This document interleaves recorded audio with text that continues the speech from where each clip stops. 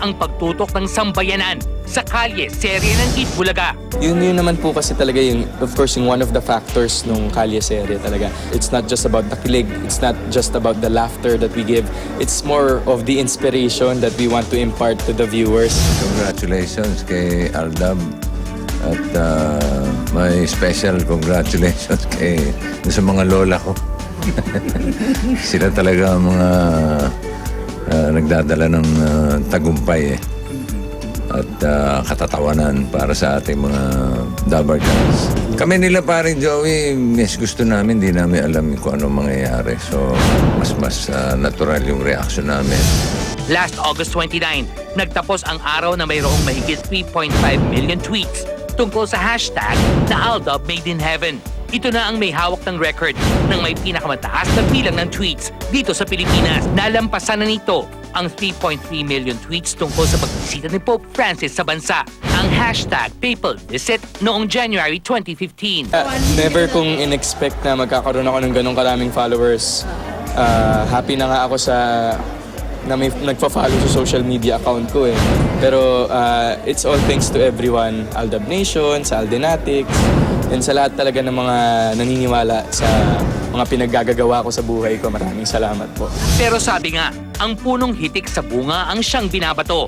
Kamakailan ay kumalat ang malisyosong tweet na hashtag RIP Alden.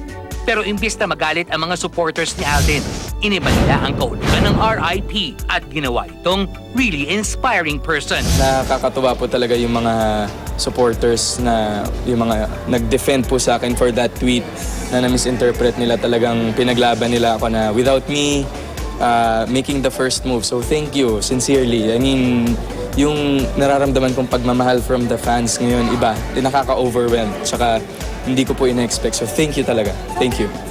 Patuloy naman ang pagdating ng blessings kay Alden. Last September 2 ay in-release digitally ang bagong single niyang Wish I May. At kinabukasan, #1 agad ito sa iTunes Philippines Song Chart.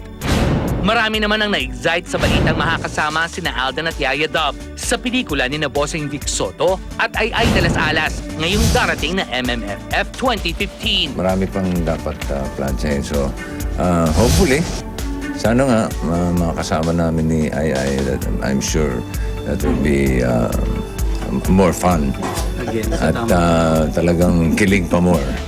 Kanina sa Eat Bulaga, sina Alden at Maine ang nagharap para sa wildcard edition ng Bulaga pa More. Bakit?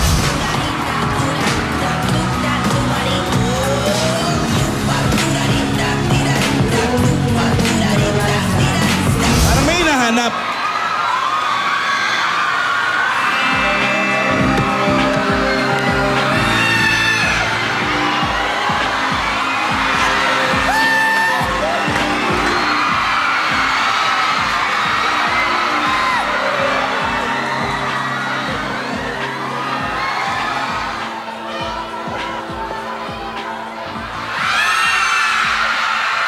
God gave me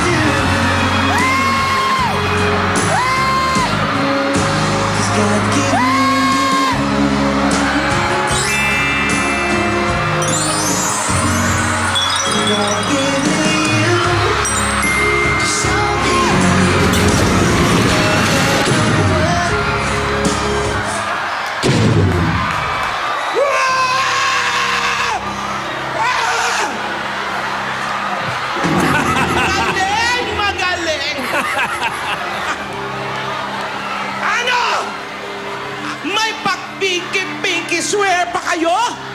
Ang pagtupad ng pangako ay ang pagsunod ng totoo!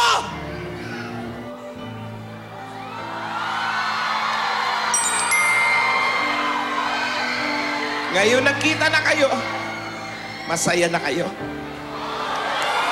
Ang tunay na pag-ibig, kahit hindi kayo magkapiling, nararamdaman. Si Yaya! Ibalik na sa van! Sino yan? Yaya! Oy! Oy! Sino kayo? Sinara Itaas nyo to!